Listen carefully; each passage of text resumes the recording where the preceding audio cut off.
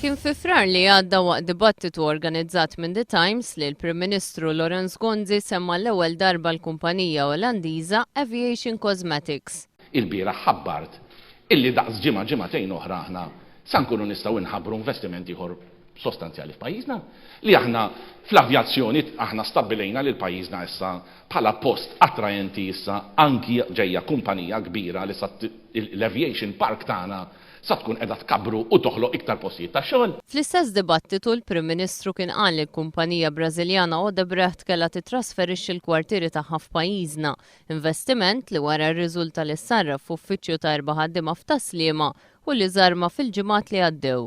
Iżda lura l-kumpanija Aviation Cosmetics. F'Mejju li għadda waqt konferenza tal-aħbarijiet f'Kastilja, Lorenz Gonzi kien qal li l-kumpanija Olandiża kienet se tirriloka l-operat tagħha minn Eindhoven għal pajjiżna fil-Park tal-Avjazzjoni f'Ħalsafi.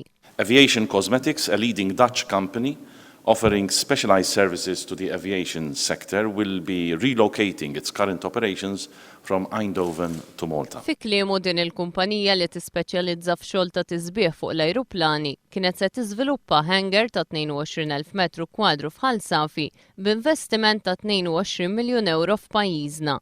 With an investment of close to 22 million euros, Aviation Cosmetics will be setting up a specialized and dedicated facility employing over 80 people for the painting and the repainting of aircraft. Iżda l-Gazzetta The Sunday Times velat kif mill-iffirmar tal-ftehim f'Mejju li għadda ma kien hemm l-ebda żviluppi konkreti.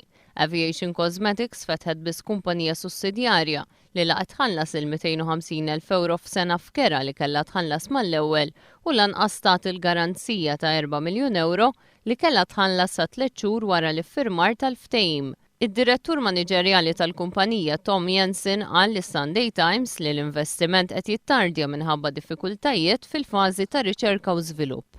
Mistoqsi għalfejn ir-riċerka ma saritx minn qabel ma ġie ffirmat il-kuntratt, Jensen qal li l-Gvern kien ħaffef lill-kumpanija biex tiffirma l-ftehim.